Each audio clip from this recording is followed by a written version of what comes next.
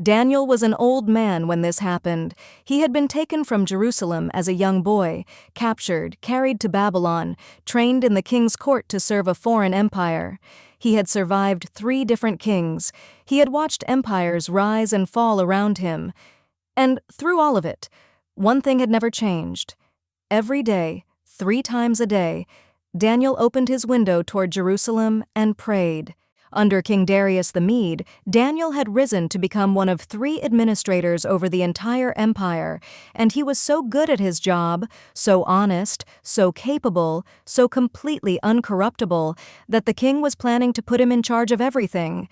This made the other administrators very unhappy, so they decided to destroy him. They looked for something to charge him with. They went through his work, every decision, every document, every transaction. They found nothing. He had made no mistakes. There were no bribes, no corruption, no shortcuts. So they drew a different conclusion. The only way to catch Daniel was through his faith. That was the only area where he would never compromise. They went to King Darius with a proposal, a decree. For 30 days, no one in the empire could pray to any god or man except the king himself. Anyone who broke this law would be thrown into a den of lions.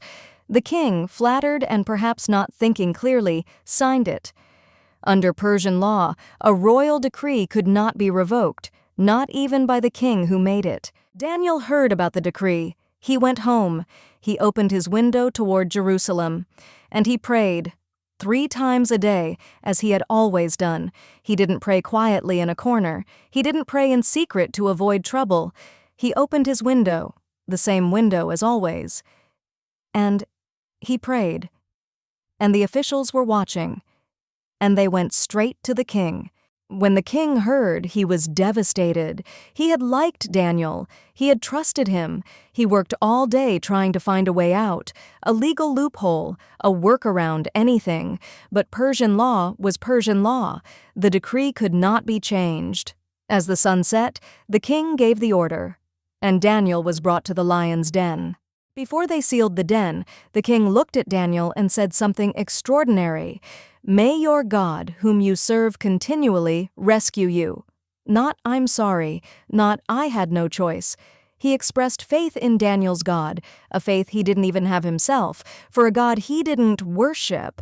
And then the stone was rolled over the entrance and sealed with the king's own ring. The king went back to his palace. He could not eat. He sent away his musicians. He couldn't sleep. He lay awake all night. And as soon as the first light of dawn appeared, he got up, the text says he hurried, and went to the lion's den. He called out in an anguished voice, "Daniel, servant of the living God, has your God, whom you serve continually, been able to rescue you?" There was silence, and then, from inside the den, a voice, calm, unhurried, "O king, live forever. My God sent his angel and shut the mouths of the lions. They have not hurt me." Daniel was brought out, not a scratch on him, not a mark. The lions had not touched him. The text says it simply, "No wound was found on him because he had trusted in his God." The officials who had set the trap were brought and thrown into the same den. The lions overwhelmed them before they even reached the ground.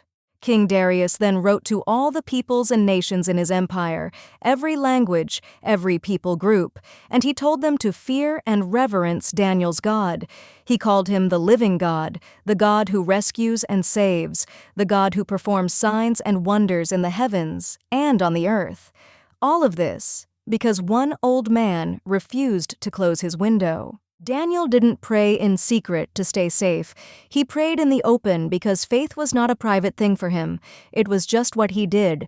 And when the cost came, when the decree was signed and the den was waiting, he didn't make a dramatic speech. He just went home and opened his window. And that is what courage looks like most of the time. Not dramatic, just consistent.